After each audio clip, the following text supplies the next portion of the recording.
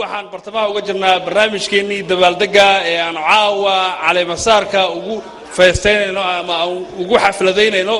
madaxweynaha cusub ee sida aad ku aragtaan South West of Somalia ama koonfur galbeed Soomaaliya Dr. Cabdikariin Maxamed Cali Yaanyurow xilka uu kula wareegay Dr. Cabdikariin Maxamed Cali Yaanyurow maadaama aan kamid ahaa dadkii wax ka qaban qaabiyay sida ugu qurxoon ee munaasabadan caawa Dr. Cabdikariin Maxamed Cali madaxweynihii hore dawladii koonfur galbeed ee Soomaaliya uu xilka ugu wareejiyay jeclaan lahaa bal inaan in yar ka iraahdo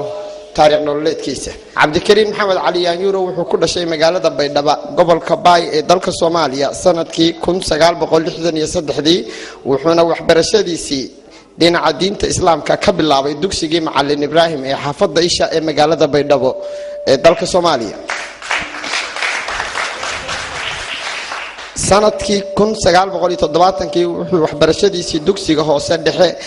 ka bilaabay dugsigii lagu magacaabi jiray Isha Baydhabo halka dugsigii sarena uu kaga baxay 11 Janaayo dugsigii sare ee la oran jiray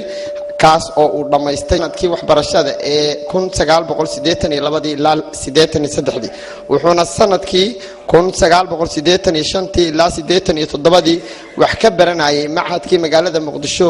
ku yaalay ee la oran jiray macahadkii Sidam dhinaca kale Cabdikariin Maxamed Cali Yaanyurow wuxuu waxbarasho iyo shaqaba u tagay dalka Saudi Arabia halkaas oo uu ka soo bartay xisaabaadka markii uu dhameystay waxbarashadii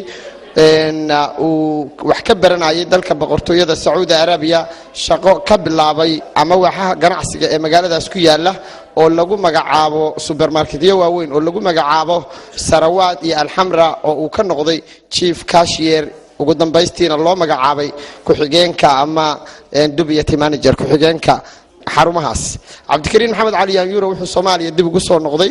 horaantii sanadkii 1992 xilligaas oo ay dagaal ka socdeen guud ahaan dalka Soomaaliya wuxuuna ka mid noqday ganacsatada waaweyn ee magaalada Muqdisho howlgalladii qaramada midoobay ee Soomaaliya 1990 iyo labadii ilaa 95 socday wuxuu ka mid ahaa howlwadanadii ka howlgali jirtay muddadii u dhaxaysay 92 ilaa 95 Cabdikariin Maxamed Cali Yaanyurow wuxuu ka mid noqday xubnihii guddigii fulinta ee dhaqdhaqaaqii la oran jiray Rahanweyn Resistance Army ee gobolada koonfur galbeed ee Soomaaliya 1995 wuxuuna madax ka noqday guddigii arrimaha dibadda ee ururkaasi RRA sanadkii 99 ilaa 2001 Cabdikariin Maxamed Cali Yaanyurow wuxuu noqday wakiilkii magaalada Addis Ababa ee dalka Itoobiya u fadhin jiray dhaqdhaqaaqaas Rahanweyn Resistance Army ee ciidamada wax iska cabinta Rahanweyn ugu dambeyntii Cabdikariin Maxamed Cali Yaanyurow wuxuu u soo guuray ama u soo wareegay magaalada London ee dalka boqortooyada Ingiriiska ee caawa munaasabadiisu ay ka dhacayso wuxuuna waxbarasho ka bilaabay hoose macahadka ama kulliyadda Brixton College ee magaalada London wuxuuna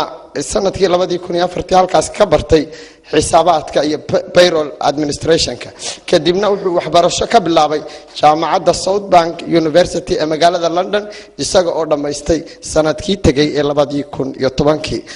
madaxweynaha labsadiisa inuu kelmadii halkan ku haboonaa iyo gabagab هيا ولو مقلع كريم محمد علي. الرحمن الرحيم. الحمد لله وبه نستعين على أمور الدنيا والدين، وصلى الله على سيدنا ومولانا محمد خاتم الأنبياء والمرسلين. سيدي يا رسول الله، إنك قد بلغت الرسالة وأدلت الأمانة ونصحت الأمة وتركت البيضاء كالليلها كالنهارها. أوصيكم والنفس بتقوى الله العز وجل، لأن العزة كل عزة لله،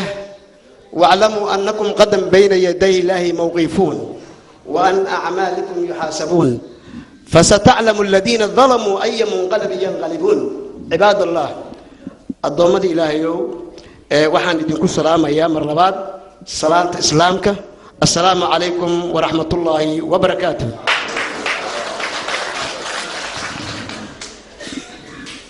waxaa sharafi ah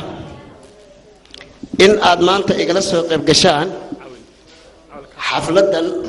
ama munaasabadan lagu caleema saarayay. runtii farxad aad u weyn ayaan dareemayaa, kalsooni aad u weyn ayaa i gashay mar haddii taageerayaashii ama bulshada qeybaheeda kala gedisan ee soomaalida oo dhan ay ka soo qayb galeen. waan dareemayaa in uu waqtiga uu cariiri u yahay, dad badan meel qaarkood ay ka yimaadeen fog fog, balse wixii aan ku hadli lahaa oo dhan waa lagu hadlay. hadal badan ahaan ma buuxsho, hadalkiisi yar iyo kiisi badanna meel unbuu isugu tagaa. waxaan marka ugu horeysa u hambalyeynaya dhammaan ka soo qaybgalay maanta xafladan yimid. waan u hambalyeynayaa. waxaan halkan ka xusayaa oo aan u hambalyeynayaa dhammaan dowlad goboleedyadii ka soo qaybgalay xafladan, anigoo mid mid aanan u sheegaynin. waan u mahad celinayaa sida sharafta leh ama sida fiican ay nooga ajiibeen invitationkeena si ay noogala soo qayb galaan xafladan. walaalayaal, mudanayaal iyo marwooyinba, waxaan idiin sheegayaa